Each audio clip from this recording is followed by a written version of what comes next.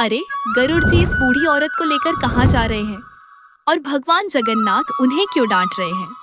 तो चलिए देखते हैं आज की यह कहानी। बहुत समय पहले पुरी धाम में भगवान जगन्नाथ अपने भाई बलराम और बहन सुभद्रा के साथ मंदिर में विराजमान थे।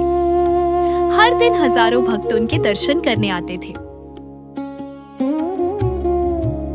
भगवान विष्णु के वाहन गरुड़ जी बहुत शक्तिशाली थे। उन्हें अपनी शक्ति और गति पर बहुत गर्व था। उन्हें लगता था कि पूरी सृष्टि में उनसे तेज और बलवान कोई नहीं है।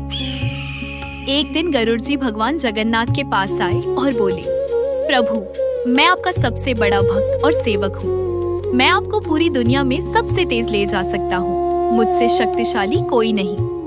भगवान जगन्नाथ मुस्कुराए, लेकिन कुछ बोले नहीं। भगवान सब कुछ जानते थे। उन्होंने सोचा कि गरुड़ जी का अहंकार तोड़ना आवश्यक है, ताकि उन्हें सच्ची भक्ति का ज्ञान हो। कुछ दिन बाद मंदिर में एक बहुत बड़े भोग और पूजा का आयोजन हुआ। बहुत सारे भक्त मंदिर आए। उनमें एक बूढ़ी औरत भी थी, जो बहुत दूर गांव से चलकर भगवान जगन्नाथ के दर्शन के लिए आई थी।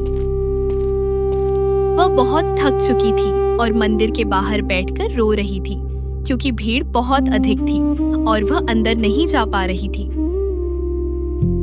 भगवान जगन्नाथ ने गरुड़ जी को बुलाया और कहा, गरुड़, बाहर मेरी एक भक्त बैठी है।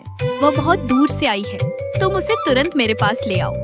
गरुड़ जी तुरंत उड़ गए और कुछ ही क्षणों में उस बूढ़ी औरत के पास पहुंच गए। गरुड़ जी बोले, आओ, मैं तुम्हें तुरंत भगवान जगन्नाथ के पास ले चलता हूँ। लेकिन बूढ़ी औरत ने कहा, बेटा, मैं चल नहीं सकती। मैं बहुत थक गई हूँ। गरुड़ जी ने सोचा कि मैं इसे उठाकर ले जाता हूँ। लेकिन जैसे ही उन्होंने उसे उठाना चाहा, वह औरत बहुत भारी हो गई। गरुड़ जी पूरी शक्ति लगाने लगे, लेकिन वह उसे उठा नहीं पाए। गरुड़ जी हैरान हो गए। उन्होंने पहली बार महसूस किया कि कोई उनसे अधिक भारी भी हो सकता है। गरुड़ जी वापस भगवान जगन्नाथ के पास गए और बोले, प्रभु, वह बूढ़ी औरत बहुत भारी है। मैं उसे उठा नहीं पा रहा हूँ।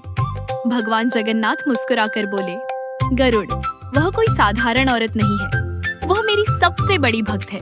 उसकी भक्ति का भार तुम्हारी शक्ति से भी अधिक है। गरुड़ जी को अपनी गलती समझ आ गई। उन्हें यह झात हो गया कि शक्ति और गति से भी बड़ी होती है भक्ति और विनम्रता। गरुड़ जी तुरंत वापस गए, उस बूढ़ी औरत के चरण छुए और विनम्रता से कहा, माँ, कृपया मेरे कंधे पर बैठ जाइए। जैसे ही वह बूढ़ी औरत गरुड़ जी के कंधे पर बैठी, वह बहुत हल्की महसूस होने लगी। इस बार गरुड़ जी